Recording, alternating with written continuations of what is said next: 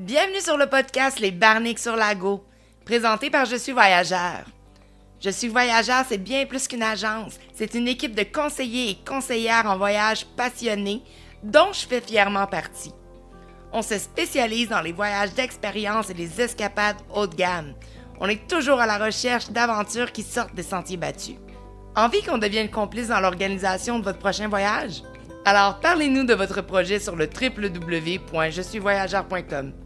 N'hésitez pas à sélectionner mon nom dans la liste pour travailler avec moi. Mais prenez le temps de lire les profils des autres conseillers aussi. Vous pourriez découvrir quelqu'un dont l'approche et les intérêts résonnent encore plus avec les vôtres. Maintenant, installez-vous confortablement et bienvenue dans notre univers.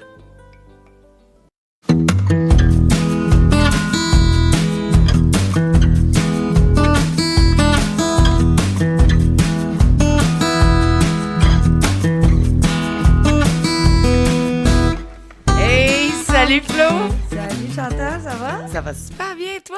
Ben ouais! Cette semaine, on a un autre bel épisode. Ben ouais, t'es-tu prête à ce que je te transporte au bord du continent? L'Irlande! Exact, 66% de mes origines. En plus! Ouais, c'est pas pour rien que je suis allée là. C'est pas pour rien que t'es blonde de même. Cheers! Cheers, santé, parce qu'on se fait ça à Guinness, Il au est tard le soir. Jameson. Cheers, on se prend une gorgée. Santé. Slint. Mais c'est Slantcha, apparemment. Slintcha. Ouais. Ouais. Mais moi, j'ai toujours dit Slint, fait que ça me perturbe un peu que c'est Slantcha. Ouais, non, c'est Slintcha, mais je sais pas. Tu sais que, comme je t'ai dit l'autre fois, l'Alaska, ça m'a touché l'âme. Ben, l'Irlande, c'est encore pire. Ah ouais? Ou c'est encore mieux, là, comme tu dirais, mais écoute, la culture, des paysages dignes d'un film de fantasy, des pubs où on jure que par la Guinness, parce qu'elle goûte meilleure. Oui, Jeff m'a dit ça tantôt.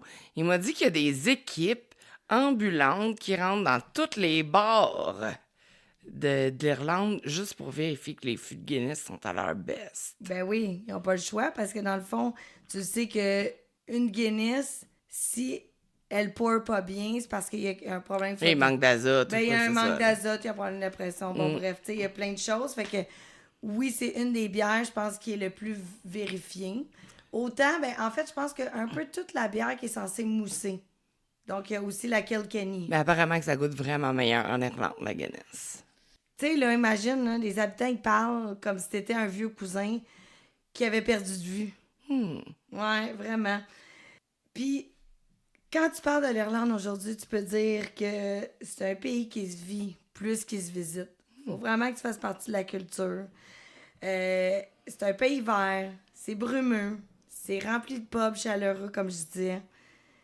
Il y a des falaises, il y a beaucoup trop de peintes pour ton foie. Puis il y a peut-être un petit lutin caché dans ton sac à dos. Ça imagine. m'appelle! Je vais y aller! Ouais. Pourquoi voyager en Irlande? Les paysages, pour vrai, là, je vais vraiment y aller simple avec, les paysages assez dramatiques, les montagnes brumeuses, des vallées verdoyantes, des plages cachées, des ruines anciennes. Tout ça caché dans la brume. Exactement! Fait que des fois, tu cherches, puis il fait pas beau, puis il fait frais, puis c'est humide. Ça met un peu comme ici. C'est vraiment une culture qui est riche et vivante. Puis ça, on va en parler beaucoup, là. La musique dans les pubs, la danse folklorique, les légendes celtiques, les châteaux hantés, les traditions qui datent du millénaire. Bref, il y en a pour tous les goûts. Les Irlandais eux-mêmes, honnêtement, sont chaleureux, sont drôles, sont accueillants, sont pleins d'autodérision. Un peu comme moi, finalement, Chantal. Tu t'es reconnu là-bas. Ouais, pas mal. Puis ils ont une grosse histoire quand même qui est assez fascinante entre les Vikings, la Grande Famine, l'indépendance, l'époque celtique et les troubles aussi. Ouais. Puis, ben, ce que j'aime vraiment, comme tu sais que je suis pas une fanatique de conduire, louer un auto, peu importe, c'est facile à explorer. Mais il faut quand même une voiture. Non, vraiment pas. Toi, tu l'as pas fait en Non, voiture? du tout. Non, j'ai loué aucune voiture. C'est super facile de faire ça en autobus, voyageur, faire des day trips. Les trajets sont assez courts. La route est panoramique. Mais pour vrai, tu Tu sais, si on le faisait ensemble, je te dirais, ben oui, Chantal conduit. Ben Puis oui, moi, conduit, Chantal conduit. Toujours Chantal qui conduit. Ouais, mais parce que c'est la meilleure. Non, mais tu comprendrais qu'il faudrait que tu observes. Tu sais, si tu étais avec G, tu regarderais les paysages. Non, mais... Faut Mais vraiment- non, à toutes les fois qu'on va en Europe, c'est des voitures manuelles, c'est moi qui conduis. Bon, ben tu vois, mais c'est ça, mais là, si t'as quelqu'un qui conduit, tu peux regarder les paysages Ouais. Moi, j'arrive panoramiques. à conduire quand même. J'arrive à voir quand je conduis. Ouais, non, mais c'est ça, mais tu sais, c'est tellement diversifié pour le petit territoire qu'ils ont que tu as envie d'enjoy un peu, tu sais, à l'œil nu. Mais bon, comme tu dis, tu es capable de visualiser toi-même en conduisant, tant mieux. Oui. Mais moi, clairement, avec mon TDAH, oublie ça, je ne suis pas capable. Donc, je préfère garder le paysage. C'est bon, je te fais la carte d'identité Yes! de l'Irlande. Ben oui, vas-y. L'aéroport principal, c'est celle de Dublin, bien sûr. Le code IATA, c'est DUB, Delta Union Bravo. C'est le plus gros aéroport du pays, il est à 10 km du centre-ville. Il y a des vols directs, puis il y a quand même d'autres fois que tu peux avoir des correspondances. Vraiment facile. La durée de vol depuis Montréal, c'est 6h15. Il y a des vols directs avec Air Canada, Air Transat. Puis là, juste un petit cue pour tout le monde. Hier, quand j'ai regardé la destination, j'ai trouvé des vols en octobre sur Air Transat pour 458 $. Oui, effectivement, c'est pas très cher. C'est pas très cher. Non. Nous, on est allés en mai, il y a 2 ans. C'était 800. Mais oui, mais c'est sûr que Ouais, ben c'est là, le début ça. de la Toi, c'est saison. plus Oktoberfest Ouais. en plus, là. C'est pour ça que tu regardais plus octobre. Fait que généralement, j'ai fait une compilation des prix. En basse saison, on va y aller de 550 à 750. Donc, mon prix de 458, c'est vraiment un bon prix. Ouais. En haute saison, 850 à 1200. Le prix moyen pour l'hébergement par nuit, c'est vraiment abordable. 130 $ à 250 Canadiens. Puis un Airbnb, on parle de 100 à 180. Dublin est bien sûr un peu plus cher parce que c'est là que tout se passe. Je vous ai sorti les exigences d'entrée pour aller en Irlande pour les Canadiens.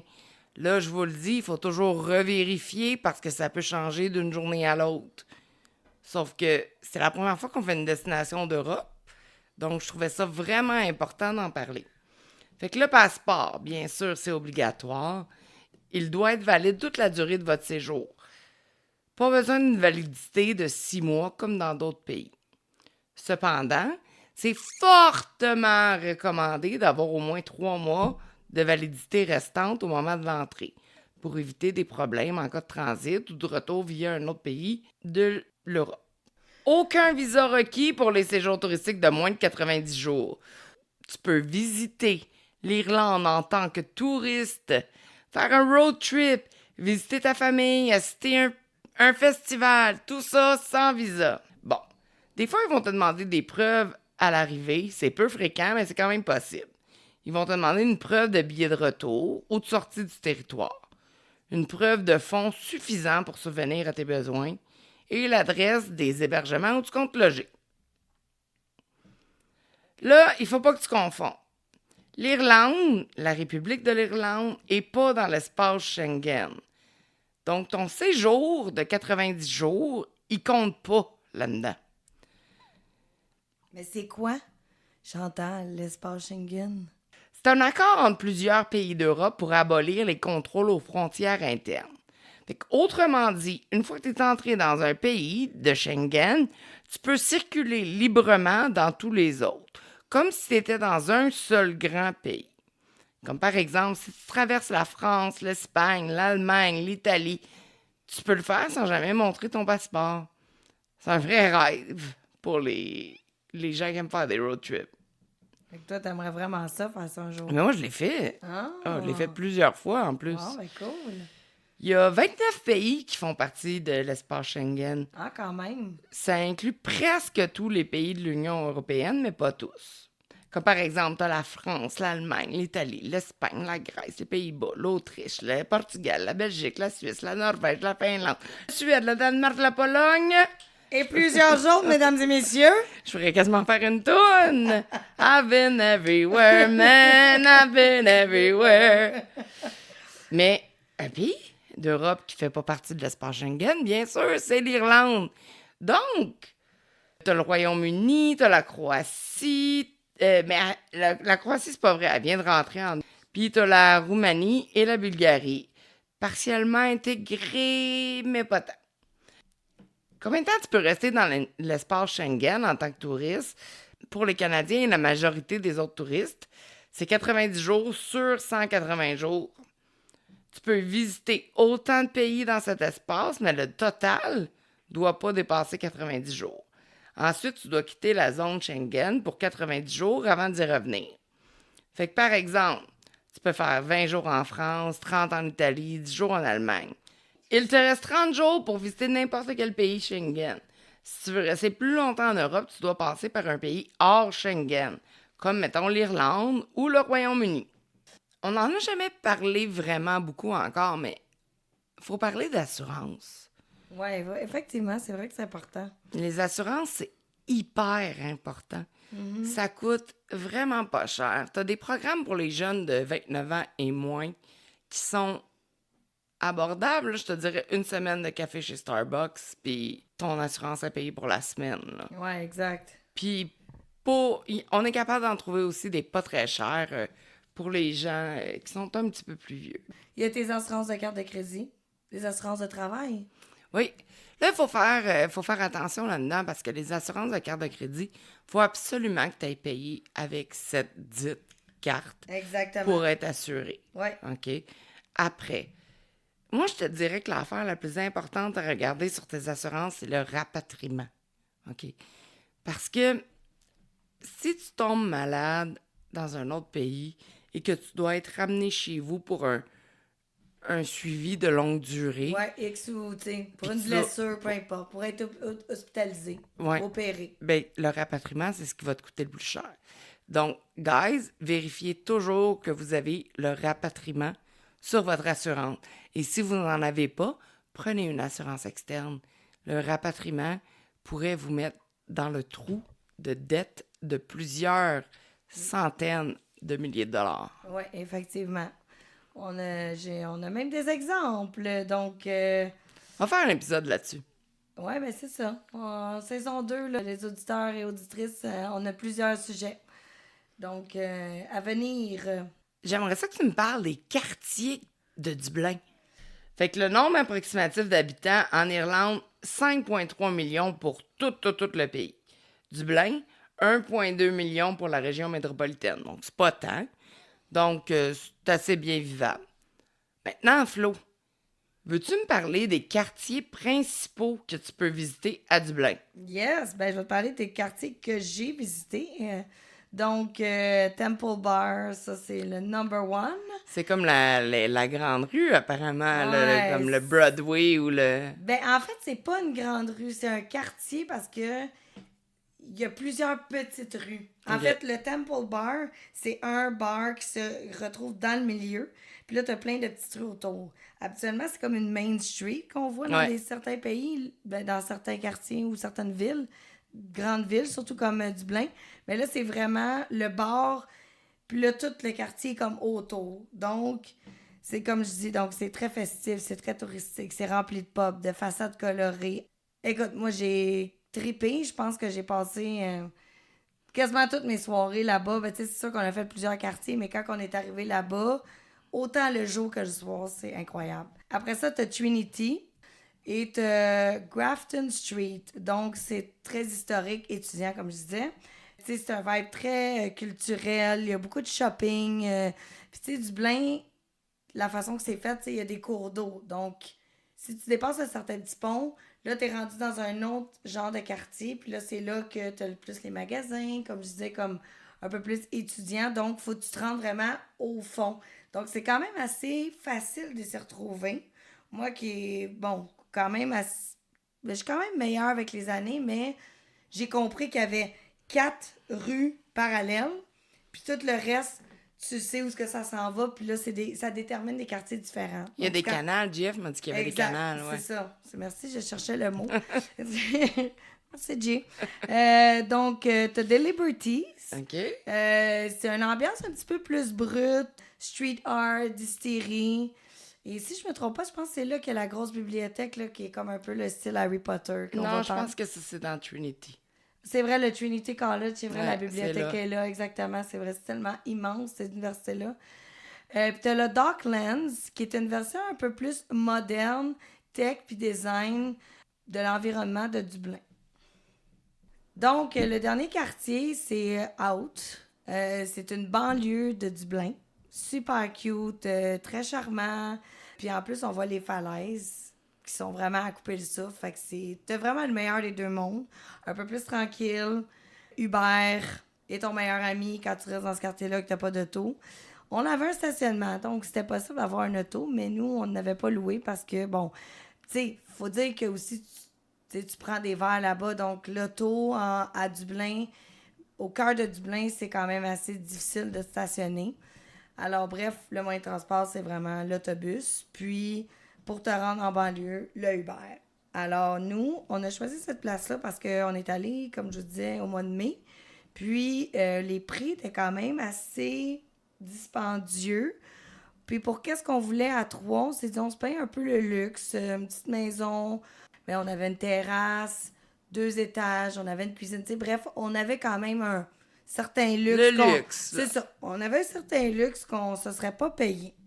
La seule chose que j'aimerais dire quand même, c'est qu'il faut savoir que en Irlande, l'air climatisé est inexistante. Ben oui, mais il fait frette, anyway. Ouais, mais quand on est allé, nous, Il y avait une au canicule. 2e étage, moi, peu importe où je suis, Chantal, au 2e étage, j'ai chaud. Ah oui. Comme, fait que, tu sais, faut prendre ça en considération. C'est sûr qu'une chambre d'hôtel, ça aurait pas été pareil. Donc, avoir su, on s'est dit, ouais, c'est sûr qu'une chambre d'hôtel, on aurait peut-être payé plus cher. OK, fait que checker des Airbnb avec des airs climatisés. Ou des fans. Au moins des ventilateurs. Ah oui. On leur a écrit, puis on fait, What Hein? is that? Puis là, j'ai fait, OK, on va oublier ça. En tout cas, on était crampés une fois, on était comme, on en revenait, on avait chaud. Tu sais, à un moment donné, il y a eu un moment où il a comme fait 22, là. 22, 23, gros Mais là, on soleil. gèle à 23? Ben, je veux dire, quand tu visites toute la journée... Non, moi, je gèle à 23. OK, bon, ben bref, moi, je suis en short en ce moment, puis il faisait 23 aujourd'hui, donc clairement, on n'a pas le même. Ben justement, on va parler de climat, parce que moi, je vais vous dire que la meilleure période pour y aller, c'est entre mai et septembre. Comme je vous dis, les températures tombent de 15 à 20 degrés. Et honnêtement, en ce moment, plus que 20 degrés, je vous le confirme, à un moment donné, il a fait 25. Donc, les journées sont plus longues, sont moins pluvieuses. Puis, les festivals ils se font pas rares. Il y en a beaucoup. Donc, c'est vraiment la meilleure période. Puis dites-vous qu'eux autres ici terminent leur école. Donc, étant donné qu'il y a une grosse université, il y a une grosse population universitaire. Donc, tu vois vraiment un peu comme... les pubs se remplissent, les gens sont festifs, ils viennent finir l'école, tu sais, bref, un peu comme à Montréal, finalement. Puis si t'aimes vraiment pas les foules, ben je te conseille fortement d'y aller soit en juin ou en septembre. C'est plus doux, t'as une ambiance agréable, mais t'es capable d'un peu plus visiter, puis d'avoir moins de crowd. Mais moi, je préfère les crowds. Donc, mais tu peux y aller à l'année complète, non? Ben oui, tu sais, c'est un climat océanique, là. Fait que, tu sais, en hiver, bon, il fait de 4 à 8 degrés, ce qui est un peu, dans le fond, comme Alaska. T'as de la pluie, mais c'est quand même assez modéré. T'as un petit imperméable, un petit pull, mais sans plus. Donc, c'est quand même, tu sais, tu peux y aller en avril, tu peux aller visiter. Je pense que tu peux y aller pas mal n'importe quand. Ouais, c'est un pays qui est exact. doux. J'irais peut-être juste pas en hiver, parce qu'en fait, ce qui arrive, c'est que les journées sont moins longues. Ouais. Donc, moins de soleil, moins de temps pour visiter. Les trucs ferment plus tôt aussi, étant donné que c'est pas la saison estivale. Il faut toujours se dire ça. Étant donné la période, les trucs finissent, comme la fin de semaine, se ferment plus tard. Des fois, se ferment le dimanche. Ouais. Bref. Puis dis-moi, combien de temps que tu penses qu'il faudrait rester pour faire un voyage pour vraiment visiter l'Irlande au complet? Ben moi, j'ai resté 8 jours. OK. Puis clairement, c'était pas assez. Ah ouais? J'ai un de nos amis qui est allé il y a pas longtemps. Tu te souviens? Puis, oui. Shout out Eric et Bobby. Exactement. Puis, tu sais, ils ont été 7 jours, mais on dit clairement c'était pas assez. Tu sais, tu peux pas tout voir. Il y a quand même une certaine densité. Tout prend une journée au minimum aussitôt que tu sors de Dublin. Sinon, ben, à Dublin, il y a quand même vraiment beaucoup de choses à faire. Donc, Moi, je dirais de 10 à 14 jours minimum pour faire une boucle complète. OK. Puis sinon, si tu fais un 7 jours, ben, tu te concentres juste sur 2 régions. Donc, mettons, tu fais Dublin, qui est le centre. Bon, Avec, mettons, l'Irlande du Nord. exactement, mettons, exactement. Puis tu prévois tes trucs d'avance, tu sais. Toi, tu dis que prendre des Uber, c'est vraiment facile, puis que tu étais capable de faire des day trips en autobus voyageur un peu partout. Moi, je pense que louer une voiture, c'est vraiment la liberté. Mais il y a des choses qu'il faut savoir. Premièrement, la conduite est à gauche. Les routes sont étroites, puis les moutons sont hyper présents. Ensuite, si tu conduis à gauche puis tu loues une voiture, ben il faut que tu y ailles mollo, hein, parce que les routes sont tellement étroites que tu vas jurer en 3 langues quand un tracteur surgit devant toi dans un virage en épingle. Les directions sont folkloriques. Oui, des fois ça peut être écrit en celtique, toi. Oh, comme dans l'ancien temps. Si tu demandes ton chemin, ben prépare-toi à te faire répondre genre « Oh, tourne à droite après la pierre, puis quand tu vas voir l'arbre fendu, tourne à gauche. » Ben spoiler, il y a des pierres et des arbres fendus par la foudre partout. Il y a une autre affaire qui est vraiment cool. Tu pourrais louer un camping-car ou une van. L'Irlande, là, ça se prête vraiment bien pour un road trip en van aménagé. Vous allez trouver vraiment de nombreux spots sauvages pour vous arrêter et faire du camping. La location de ce type de véhicule pourrait, oui, être onéreuse. Mais je vous suggère de passer par des particuliers pour trouver des tarifs super abordables. Je vous conseille un site comme, mettons, Yescapa. Y-E-S-C-A-P-A. C'est le leader européen pour la location de camping-car. Ou sinon, il y a toujours Turo. On connaît Turo, on l'aime, c'est facile. Ah oui, ben Turo, hein, on connaît ça. Il y a même ça à Montréal. Là. Bien En sûr, fait, c'est des particuliers qui louent leur auto. Exact. Ouais. Le permis de conduire en Irlande, ben, bonne nouvelle pour les Canadiens qui veulent louer une voiture puis explorer toutes les routes hyper sinueuses de l'Irlande.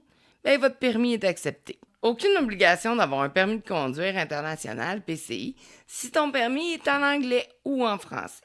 Cependant, certaines agences de location de voitures peuvent l'exiger, par précaution ou peut-être par méconnaissance.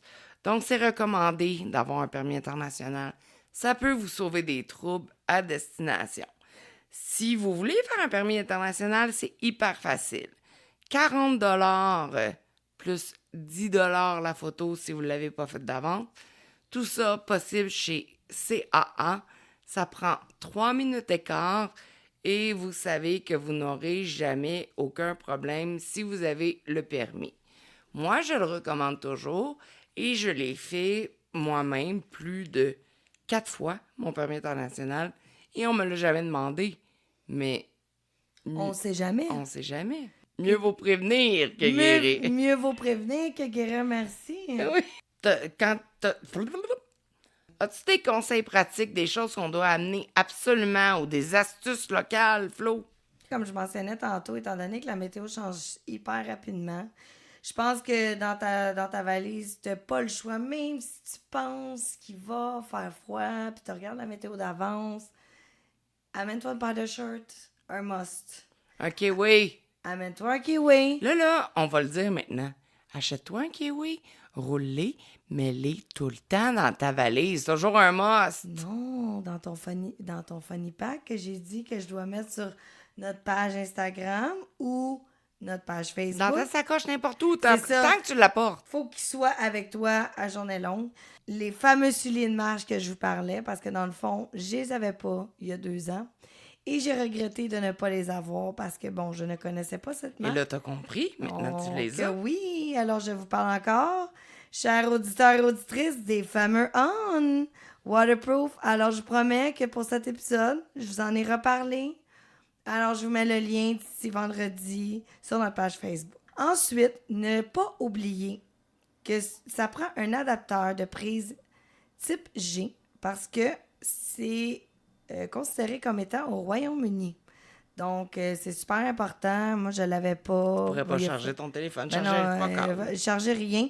En fait, moi, ce que je vous conseille vraiment, là, ce qu'on avait, les 3 filles ensemble, c'était une plaque qui se branche au mur. En fait, tu sais, elle se branche directement dans l'adapteur, là. Tu sais, il y a des adapteurs maintenant que tu peux brancher un peu, n'importe, tu sais, USB, USB-C, bon, n'importe quel. Puis, c'est une plaque. Avec un compresseur? Exact. Donc, Ouais. tu peux charger un téléphone. Essayez d'avoir plusieurs charges à votre portée. Comme ça, s'il y en a une qui est morte ou, tu sais, avoir... surtout, moi, c'est... Ça, on va parler à un moment donné des conseils voyage. Si vous vous abonnez à notre infolette, je vous mettrai le kit parfait. Il y a tout à l'intérieur du kit. Vous pouvez voyager partout dans le monde avec ce kit-là. Mais moi, je Il le est pas veux. plus gros que mon poing. Yes, sir! Donc, abonnez-vous pour avoir le reste. Et puis, ne jamais oublier une petite veste. Moi, je pense que c'est bien. Là, tu l'accroches après ta sacoche ou ton fanny pack et tu es prête pour la journée. Pour ce qui est des astuces locales, là, faut pas oublier que dans les pubs, tu vas commander au bar, jamais à la table. Donc, Ah ouais, ils viennent non, pas te servir. jamais. OK. C'est pas comme ici. Attends pas une waitress à la table, tu vas attendre longtemps. C'est plus des hommes ou des femmes qui se travaillent dans les bars? Ah, il y a beaucoup d'hommes. Ouais, il y hein? a beaucoup On d'hommes. dirait que c'est ça dans Ouais. dans Il y a mon beaucoup de idée. femmes dans les restaurants, mais il y a surtout beaucoup d'hommes. OK. Ouais. Pour nos applications utiles, parce qu'on en parle souvent, c'est d'une place à l'autre. Bon, comme j'entends vous dire, c'est la première fois qu'on fait de l'Europe, donc c'est sûr que les applications vont changer. Donc, il y a le Leap Card Application, qui est pour les transports en commun. Donc, vous downloadez ça, vous regardez vous êtes où, selon la map, quel transport, et le tour est joué. Ben ensuite, il y a Rome to Rio. Pour tout ce qui est de trajet. C'est vraiment nice, Ah, cette là. j'adore. C'est partout au monde, en plus. J'adore cette application-là. Et j'ai commencé par le web, en fait. Moi Parce- aussi. En fait, je m'en allais au Portugal.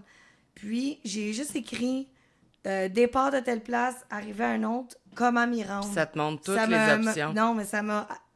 J'ai écrit ça sur Google. Ah ouais, Puis ça ça- m'a montré Rome Rome to Rio. Oui, vraiment. Donc, vraiment à downloader. Bon, c'est sûr qu'il y a le fameux Google Maps, là.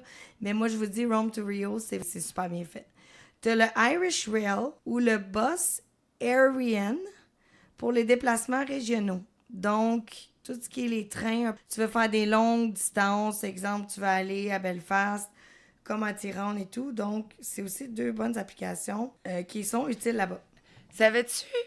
Toi, je sais que t'as pas d'iPhone, mais moi, j'en ai un. Sur mon iPhone, quand je vais sur ma calculatrice, juste en bas, j'ai un petit piton qui dit convertir. Quand je push la notification convertir, j'ai accès à toutes les currencies du monde entier. Si je le mets en euros ou en US, ben je sais que si quelqu'un me dit « Ah, c'est 35 euros », je peux tout de suite... Ben, 35 euros, c'est facile à calculer, mais si quelqu'un me dit c'est 270 euros, mais je peux vraiment le calculer en un clic sur ma calculatrice. Donc, si vous ne savez pas, c'est vraiment intéressant. Trouvez sur votre calculatrice de votre iPhone le petit bouton « Convertir ». Prenez-le dans la devise que vous voulez. Ça va vraiment vous aider. C'est une récente feature qui vient d'être ajoutée là, Avec de la quelques nouvelle mois. version sûrement Ouais. d'iOS. Fait que là, tu le sais, Flo, j'adore qu'on parle des lois insolites. Ah oui, moi aussi, j'aime ça. Fait qu'insolite, c'est comme interdit. Ben, non, insolites, c'est plus comme les lois qui font aucun sens. Ah, OK. Fait que, à une époque, il était illégal de pas porter de pantalon en public le dimanche du plein. T'imagines-tu, il fallait qu'il y ait des gens qui le fassent pour que ça soit interdit. Ah oui, puis à répétition, en plus, on s'entend. T'as pas le droit de bousculade d'un pub. Fait qu'il est techniquement interdit de se battre dans un pub en Irlande. C'est un crime selon la loi. T'as la passion du rugby puis de la Guinness. On comprend pourquoi c'est nécessaire. Hein? Moi, JF il est allé, là, puis il m'a dit que c'était assez hardcore dans les pubs. Ben oui, effectivement. Surtout rendu à une certaine heure, là. Si tu tiens un bar sans licence, c'est de la prison ferme. Si tu organises une soirée chez toi et que tu sers de l'alcool contre un paiement, même juste à la bonne franquette, ben c'est illégal. Tu pourrais aller en prison. Wow! Fait qu'on en aurait beaucoup à force d'être ici, Chantal. Ben, chez nous, toi. on vend pas notre alcool, on la donne. Ah oui, ok, non, c'est ça. Ok, donc, un party privé, Ouais. tu vends ton alcool, ok, je comprends. T'as le droit à un gnome. Dans le comté de Carlingford, une loi locale non officielle protège la colonie des gnomes vivant sur Slieve Void. C'est reconnu comme un lieu de préservation du patrimoine féerique. Tu ne peux pas faire de la pêche en cheval le mercredi. Dans certaines zones rurales, la vieille loi agricole interdisant de pêcher à cheval le mercredi. Personne ne sait pourquoi, mais l'image est quand même magique. Les leprechauns sont protégés par la loi. Tu sais, depuis 2009, il y a une zone qui est protégée. Ça a été officiellement créé dans les montagnes de Slieve Foy pour préserver la légende des leprechauns. Il existe même un permis spécial pour les chercheurs de leprechauns. T'imagines? Ouais, j'aimerais ça vraiment l'avoir, en fait. Mais là, moi, ça me parle en maudit, là. Genre, On devrait vraiment y aller, Chantal, puis aller chercher notre permis. je sais. Là, tu sais aussi que tu peux pas rigoler avec les trèfles. Les trèfles, c'est comme un symbole national. Il y a pas de loi vraiment explicite pour l'arrachage, mais dans certains comtés, ramasser une grande quantité de trèfles pour les vendre, ça peut te mener à une amende. Sais-tu que t'as pas de TV sans avoir une licence en Irlande? Oui. Non, pour vrai? En 2025, tu dois payer une licence annuelle pour avoir une télévision en Irlande. Même si tu fais juste regarder Netflix. C'est combien? 160 € par an. Wow! Sinon, t'as une amende automatique. Absolument. My God. C'est interdit de porter une armure dans le Parlement et c'est également illégal de mourir à l'intérieur du Parlement. Ben là, moi qui avais des plans de faire ça, je fais quoi? Ben, tu y vas pas. Puis là, ben, ça a changé, mais jusqu'en 2018, c'était illégal de vendre de l'alcool le vendredi saint. Tous les pubs fermaient. C'était une scène un petit peu post-apocalyptique dans le centre-ville de Dublin. Wow! C'est quelque chose quand même. Je pense qu'on n'a jamais eu de segment aussi... Long pour les lois. Ouais, exact. Ouais. Fait que l'Irlande, là, c'est des cousins excentriques qu'on adore. Imprévisibles, super drôles, un peu trop mélancoliques, mais toujours partants pour faire une tournée. Ou encore les petites particularités que ce pays a, d'avoir quelques petites bizarreries charmantes à garder en tête si tu décides, comme moi, de partir là puis de perdre sur une île magique. Ben voici l'histoire, la culture. Puis ben oui, on va parler de biker, mais surtout de bons vieux conseils aussi, tu sais. Fait qu'avant de tomber éperdument en amour avec les falaises, les pubs, bon, on va prendre 2 minutes pour comprendre ce que cache vraiment l'Irlande. Parce que malgré ce petit pays vert, il n'y a pas juste des moutons puis de la Guinness. L'histoire est lourde, elle est intense, puis est surtout super sombre. Mais toujours portée sur une culture qui refuse de mourir. On peut dire que l'Irlande, ça a été forgé par une résistance. Au début, c'était bien simple. Il y avait des Celtes, des druides, plein de monde qui racontait des légendes avec des symboles en spirale, puis des guerriers tatoués quasiment tout nus, sous la pluie. Mettons que c'était pas frileux, ce monde-là. Puis après ça, ben, il y a eu la Saint-Patrick. Tu sais, celle qu'on fête avec des trèfles verts, des casques par rapport, puis ben de la boisson, là. C'est ma fête! Exact, c'est ça que j'allais dire, ta fête! Le 17 mars. Exactement. Puis lui, Saint-Patrick, selon la légende, ben, il aurait chassé toutes les couleuvres de l'île. Bon, les biologistes vont dire qu'il n'y en avait pas au départ. Ça fait une bonne histoire à conter au pub pareil, tu sais. Les Vikings sont débarqués, puis eux, ils ont resté assez longtemps pour fonder Dublin. Puis après ça, il y a les Anglais qui sont arrivés. Puis ben c'est ça s'est gâté solide. Une longue colonisation, la famine épouvantable, la guerre, des révoltes. le monde obligé de s'exiler un peu partout. Bref, c'est un shit show. Ben, l'Irlande a fini par gagner son indépendance seulement en 1921. Sauf que l'Irlande du Nord, elle a décidé de rester britannique. Puis c'est là que les vrais troubles ont commencé. Ouais, d'ailleurs, ça s'appelle les troubles. C'est vraiment comme un mouvement, puis ça s'appelle les troubles. Ouais. Fait que les troubles se retrouvent au cœur de Belfast, puis ils ont vraiment semé le chaos. Entre la fin des années 60 puis 1998, Belfast, c'était carrément une zone de guerre en pleine ville. Il y avait des bombes, des milices armées, des drapeaux partout, des voisins qui se méfiaient les uns des autres, puis même des murs qui séparaient les quartiers. Puis ils ont appelé ça « The Trouble ». The trouble. Ouais. Mais c'était pas mal plus grave qu'un petit accrochage de voisins, là. C'était genre catholique contre protestant, républicain contre loyaliste, voisin contre voisin. Puis même aujourd'hui, la paix tient encore, mais tu sens quand même une tension dans l'air. Oui, apparemment. Ouais, vraiment. Ben, moi, je suis allée, puis tu le sens. JF m'a dit ça aussi, ouais. tu le sens. Tu sais, surtout dans certains quartiers, avec leurs grosses fresques politiques sur les murs. C'est pas juste pour flasher ton Instagram. Exactement. C'est des vraies fenêtres ouvertes sur leur histoire, là. Puis les bikers dans tout ça? Ben, écoute, comme j'en ai parlé au début avant de faire l'épisode, puis comme avant que j'y aille, dans le fond, j'ai entendu parler de la gang de motards à Belfast. Puis je te le garantis qu'il existe. Bon, c'est certain que c'est juste des clubs de tripeux, de Harley puis d'autres. Mais mettons qu'ils sont un peu moins nets que les autres. Quelques-uns sont même associés aux loyalistes. C'est pas toute la gang, là, mais il y en a certains que oui. OK. Puis tu vas peut-être voir des graffitis ou des drapeaux à leur effigie dans certains coins de l'Irlande du Nord. Mais honnêtement, si t'es juste là en tant que touriste comme moi, je l'ai fait, Ils ben, t'achalent pas. ils s'occupent pas de toi pantoute, là. Exact, ils Non, t'achalent pas. non, vraiment pas.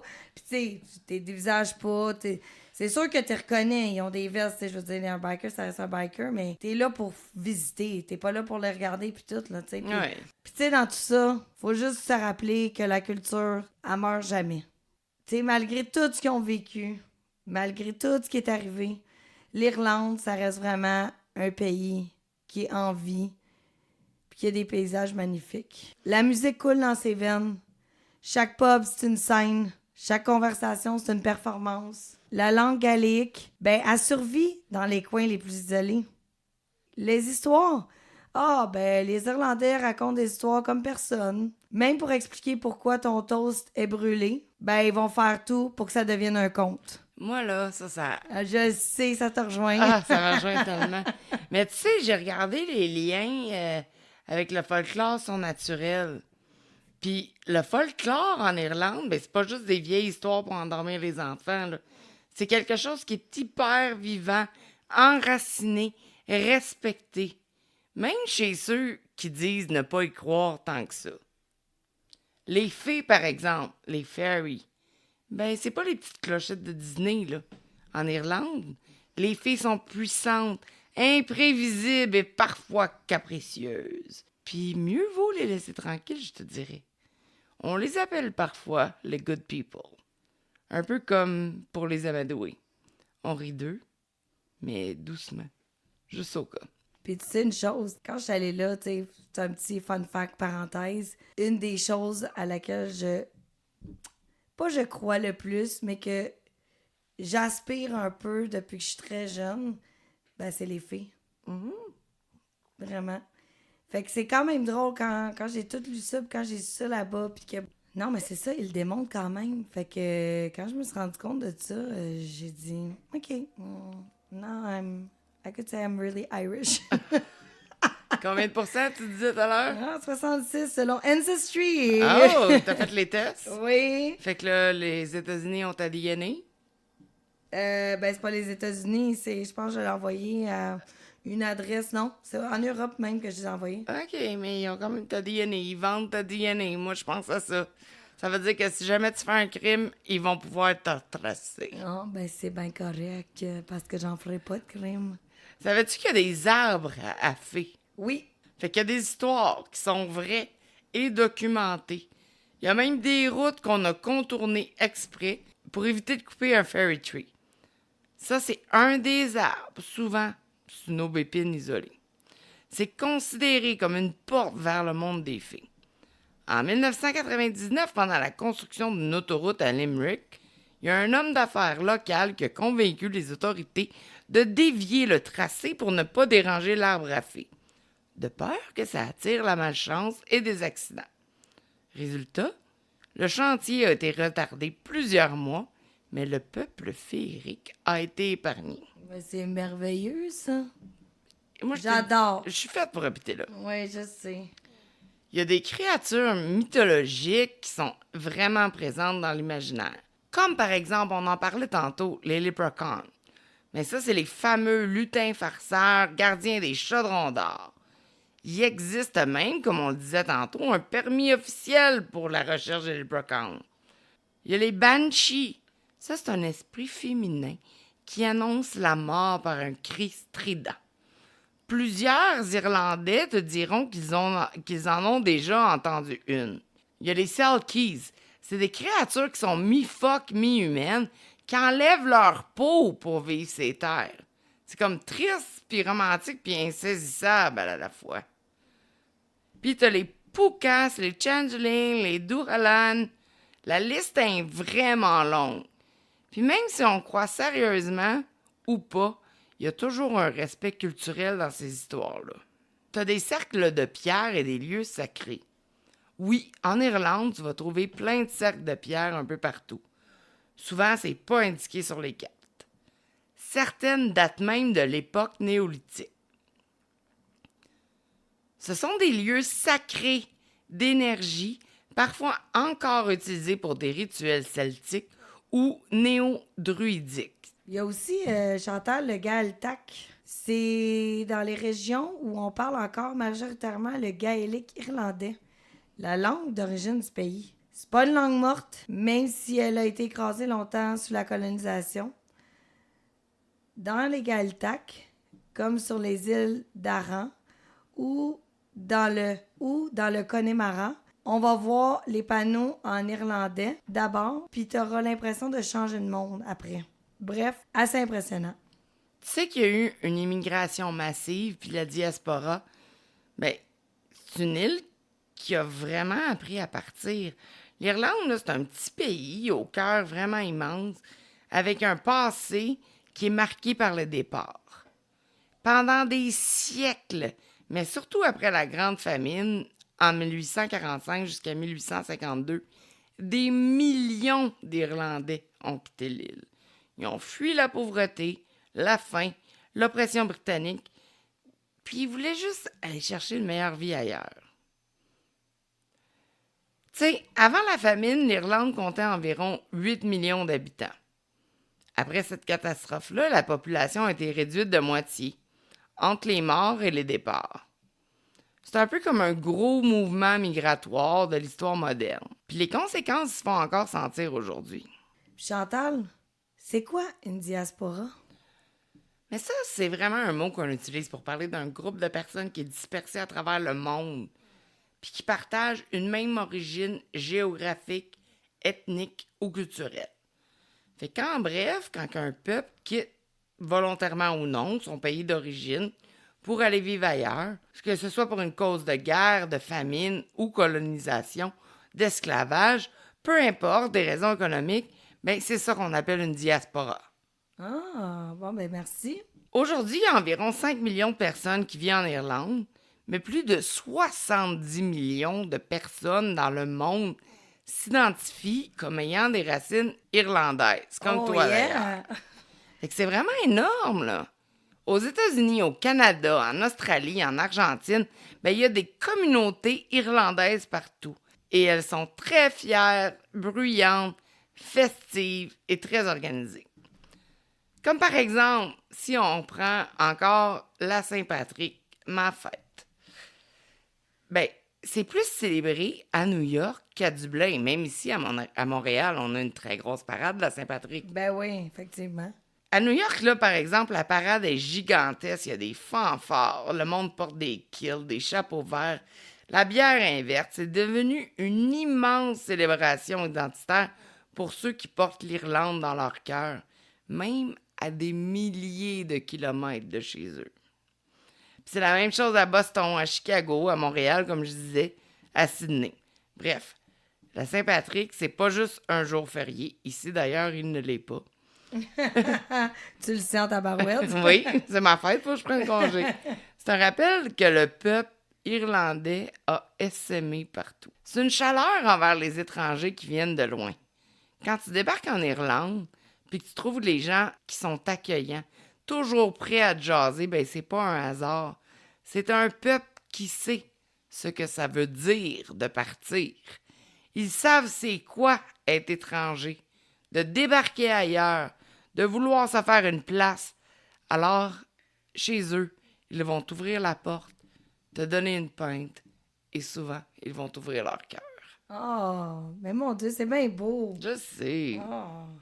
Avec tout ça, là, il y a quand même un positionnement politique actuel. Oui. Ça reste une île, mais c'est deux réalités, comme on disait un peu tantôt. Tu sais, quand tu voyages en Irlande, t'as l'impression d'un pays uni par la musique, les paysages, les pintes de bière, un bord de feu. Mais dans le fond, là, il y a deux Irlandes. Et depuis quelques années, le climat politique, ben, il s'est complexifié. Surtout avec le Brexit, qui est venu brasser pas mal d'affaires. Il y a la République d'Irlande, qui est le Sud avec Dublin comme capitale. C'est un pays indépendant, membre de l'Union européenne. Puis, tu as l'Irlande du Nord, avec Belfast, qui fait toujours partie du Royaume-Uni, donc hors de l'Union européenne depuis le Brexit. Jusque-là, ça semble... On les entend pas trop. Non, on les d'accord. entend pas. Fait que jusque-là, ben, tu sais, ça semble clair, pratique. C'est un casse-tête politique un peu, économique surtout, puis surtout quand tu cherches un peu ton identité. Mais je pense que le Brexit a changé quelque chose là-dedans. Ben oui, en fait, avant le Brexit, la frontière entre le Nord et le Sud, c'était presque symbolique. Tu pouvais traverser la frontière sans même t'en rendre compte, comme passer d'une ville à l'autre. Mais là, avec le Royaume-Uni, qui a quitté l'Union européenne en 2020, l'Irlande du Nord s'est retrouvée dans une position hybride. Elle a toujours fait partie du Royaume-Uni, mais reste liée économiquement à l'Union européenne pour éviter une vraie frontière sur l'île. Assez spéciale quand même, là. Ça s'appelle le protocole nord-irlandais. Puis ça fâche bien du monde des deux bords. En fait, là, on pourrait dire que c'est une frontière invisible. Puis c'est lourd de sens. Tu sais, il n'y a pas de poste douanier visible. Quand tu passes du sud au nord, tu peux rouler de Dublin à Belfast comme si vraiment rien n'était. Mais politiquement, là, ça change tout. La monnaie passe de l'euro au sterling. Tu quittes l'Union européenne sans t'en rendre compte. Les drapeaux dans le quartier, ils changent. Puis l'ambiance aussi. Parfois, surtout dans certains coins de Belfast ou Derry. Tu sais, en gros, il faut savoir là, qu'il y a une paix vraiment fragile à conserver. Depuis les accords du Vendredi Saint, 1998, l'Irlande du Nord a connu une paix précieuse après des décennies de violence. Mais le Brexit a ravivé certaines tensions sur l'identité, sur les frontières, sur l'idée même de réunification de l'île. Certains rêvent d'une Irlande unie encore, mais d'autres s'y opposent farouchement. Le sujet est hyper sensible. Puis en tant que voyageur... Ben, c'est bon d'en être conscient, je pense. Ben, exactement. Tu sais, c'est pas pour avoir peur, mais pour voyager avec respect. Ouais, Donc, comprends. tu dois être au courant. Ouais. C'est pour ça que moi, je recommande fortement, et on va en parler un peu plus, mais tu dois faire tes road trips consciemment. Ta recherche. Exactement, vraiment. Savoir l'histoire du pays. Exactement. Puis sais-tu que l'Irlande, c'est un peu comme la Silicon Valley de l'Europe? Savais-tu ça? Non, du tout. Quand on pense à l'Irlande, là, on voit souvent des moutons, des champs, des pubs chaleureux, des falaises ventueuses, puis des musiciens dans un coin de ruelle. Puis c'est vrai, cette image-là existe. Ce qu'on oublie souvent, c'est que l'Irlande, c'est aussi une puissance techno et économique majeure en Europe. surtout du côté du Dublin. Dans les années 2000, l'Irlande a su attirer les géants de la tech mondiale. Puis aujourd'hui, c'est là qu'on va trouver des sièges européens comme Google, Meta, Facebook, Apple, Amazon, TikTok, Microsoft, puis plusieurs autres. Ils se sont tous installés dans les quartiers d'Auckland à Dublin, surnommés The Silicon Dock. C'est un peu un clin d'œil, dans le fond, à Silicon Valley, mais une version irlandaise, avec l'appui et les pintes de Guinness en prime. Fait que pourquoi ils sont allés là? Il y avait une fiscalité avantageuse, un taux d'imposition plus bas que toute l'Europe, une population qui était jeune, bilingue puis bien éduquée, un accès direct au marché européen. T'as aussi la pharma, les biotech puis les finances, parce que c'est pas juste la tech, là. L'Irlande est aussi un poids lourd dans l'industrie pharmaceutique et biomédicale. Pense à Pfizer, Johnson & Johnson, Roche, Bayer. Ben, ils fabriquent une bonne partie de leurs médocs puis de leurs vaccins là-bas. Ajoute ça à un secteur fintech qui explose, des startups qui poussent un peu partout. Fait que c'est pas juste un pays qui va exporter de la musique puis des histoires. On parle tout le temps de Netflix, des films, on aime ça. Bon, moi, tu sais, je ferais référence un peu comme j'ai été. Tu sais, il y a beaucoup de films qui ont été tournés là, dont Games of Thrones. Ben, en fait, la série, moi, je l'ai pas vue. Mais tu pourrais nous en parler parce que je pense que tu as fait un peu de recherche là-dessus, justement. Ben oui, justement, tu viens de le dire, Game of Thrones, ça a tout été filmé en Irlande du Nord. Les Dark Edge dans King's Road, le Ballintoy Harbour, c'est les îles de fer. Castle War, c'est à Winterfell. Tu peux même faire des tours guidés Game of Thrones style. Avec des capes, des épées en mousse, puis tu peux même jouer à Jon Snow. Je te le dis, il y a même des fans hyper hardcore qui planifient tout leur itinéraire irlandais en fonction des lieux de tournage. Ben oui, c'est sûr, c'est comme une vraie religion. Là. Exact. Là, je sais pas si tu te rappelles du film Braveheart. Oui, effectivement. Oui, totalement. Fait que même si le film était censé se passer en Écosse, il y a vraiment plusieurs scènes qui ont été tournées en Irlande. Notamment autour du Trim Castle, dans le comté de Meath.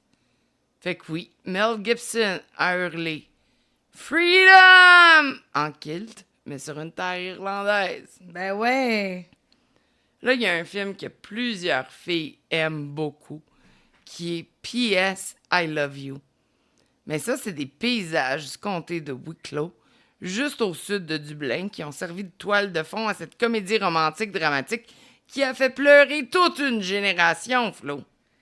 Ben ouais, ben c'est pas là que Hilary Swank elle marche dans des collines verdoyantes?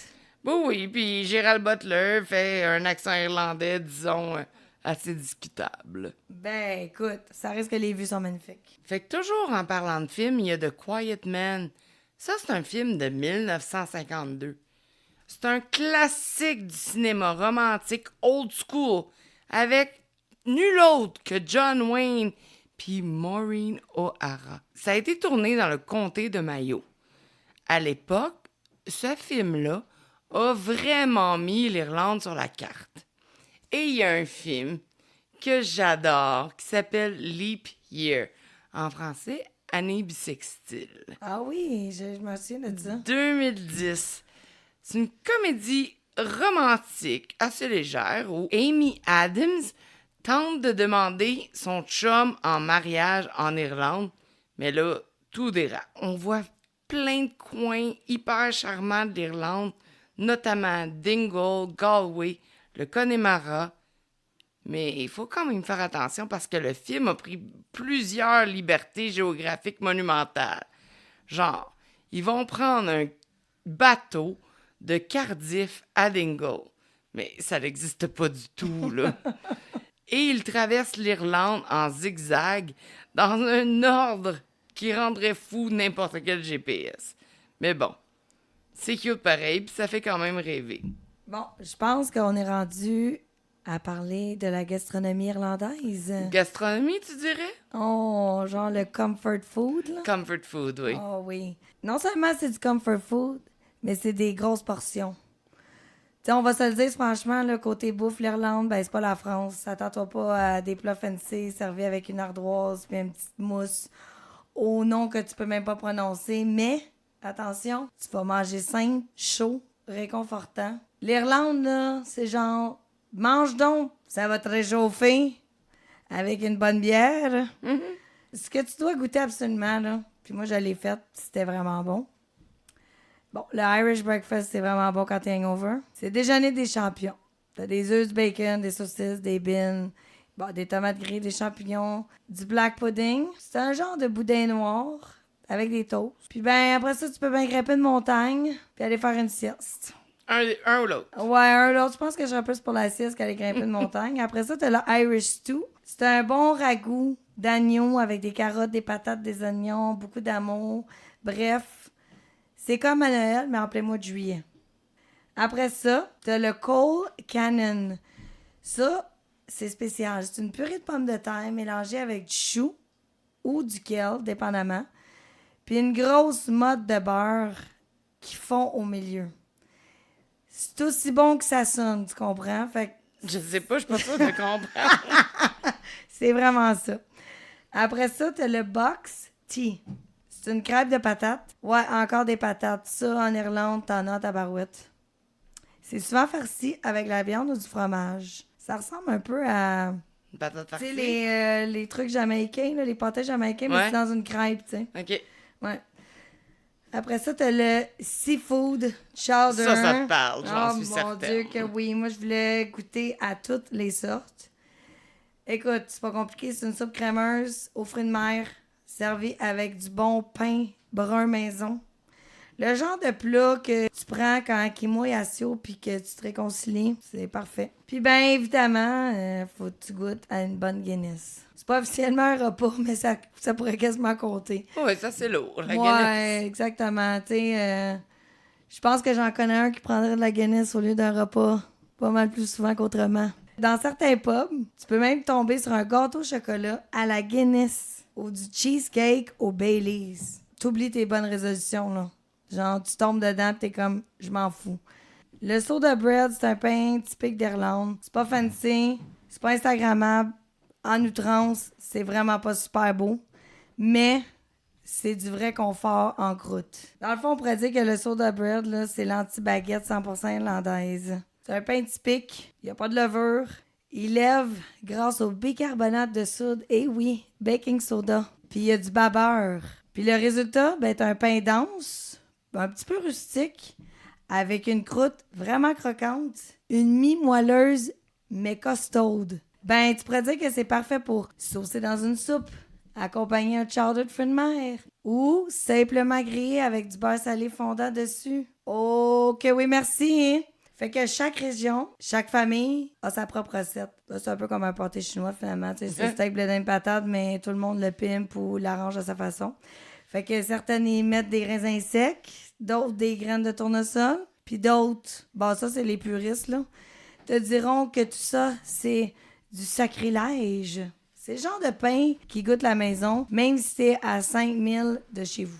T'as les scones, c'est une douceur d'après-pluie. Tu veux faire un tea time comme une vraie mamie irlandaise? Ben, commande-toi dans un scone chaud, puis installe-toi pendant qu'il pleut dehors. Ben, parce qu'en Irlande, il pleut souvent. Fait que t'es mieux de t'habituer.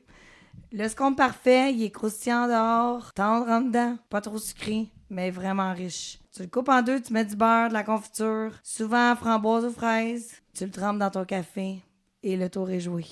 Je savais pas que le tea time, c'était quelque chose d'aussi populaire en Irlande. Ouais, vraiment. Ça m'a un peu surprise. Ah ouais? Ben, c'est quand même une des... Ben, en fait, d'après moi, c'est parce que ça faisait partie un peu plus... De l'Angleterre? Ouais.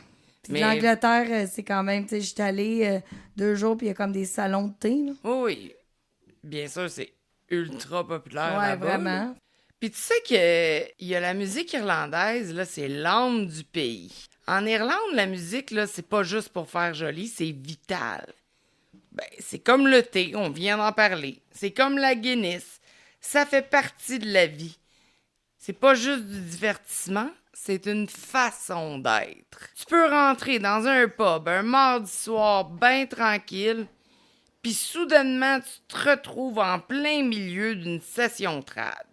Y a pas de scène, y a pas de micro, y a pas de chichi. C'est juste une gang de musiciens assis en cercle qui se relaient des tunes comme on se passe une pinte. La musique là-bas, c'est vivant. T'es là. T'es coincé entre un violoniste qui joue comme s'il avait le diable au bout de l'archet, un gars avec un bas de rane qui te fait vibrer les côtes, puis une madame de 70 ans qui tape des mains plus vite que toi tu peux cligner des yeux. J'adore cette métaphore de la scène. On dirait que je l'ai vue. Oui, parce que tu réalises que c'est pas un show, que c'est pas une performance, c'est une communion. C'est un moment de partage brut. C'est vivant, c'est plein d'âme. Puis t'en fais partie. Pas sûr que je dois en faire partie, mais j'y regarderai en tout cas. Là, il y a des instruments les plus typiques. Là, on va parler du fiddle, le violon. Ça joue plus vite que ton cœur quand tu vois ton ex dans un mariage. T'as le bas de rame. C'est un tambour qu'ils tiennent à une main et ils frappent avec une baguette magique. Bien sûr, t'as l'harpe celtique, l'instrument national, emblème officiel de l'Irlande. Non, c'est pas la Guinness, l'emblème. C'est la harpe celtique. Je sais, il y en a partout sur les canettes. Et t'as le tin whistle. Ça, c'est une petite flûte en métal qui a l'air d'un petit jouet cheap. Mais dans les mains d'un Irlandais, c'est une arme d'émotion massive. Oh là là, j'aimerais ça être cette arme. T'as les chansons. Il y en a des drôles, il y en a qui te brisent le cœur. Ça te parle d'amour, de révolte, de gens qui partent en mer puis qui reviennent jamais. Tu comprends pas toujours les paroles, mais tu le sens toujours au fond de ton cœur.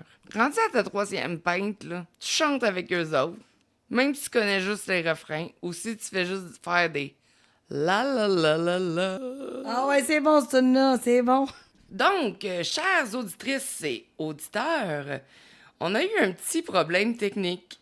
On avait un bel épisode qui durait quasiment 2 heures, mais on n'a pas la fin. Oui, exactement, on l'a perdu. On va devoir la réenregistrer, donc ça vous fait 2 épisodes sur l'Irlande. Ouais, Cette semaine, vous avez le début, la semaine prochaine, vous aurez la fin. exactement. Donc, on vous rappelle d'aller liker nos réseaux sociaux, nous donner des bonnes notes. Puis aussi, nous envoyer vos histoires, vos anecdotes de voyage au courriel lesbarnecssurlago@gmail.com. On a 2 pages Instagram en ce moment. On va ajouter des photos éventuellement. Puis aussi, aller liker notre page Facebook où on vous donne des petits vidéos. Chantal fait des capsules. Elle va éventuellement en faire quelques-uns dans notre petite pause. Donc, voilà, on a plusieurs choses à venir. Et une nouvelle saison remplie de d'autres sujets. Oui, parce que il nous reste, dans le fond, finir l'Irlande. Après, je pense qu'il nous reste un podcast. Oui. Puis après, on prend une pause estivale pour la fin de l'été. Exact. Puis on vous revient en septembre. Exact, avec plein d'autres idées. Donc, vous êtes avertis. Exactement. Fait que ça va vous laisser le temps d'écouter tous nos épisodes qui sont là en ce moment. Exact. Fait que, on vous remercie, on vous aime. Merci les Barniques. Ciao! Ciao!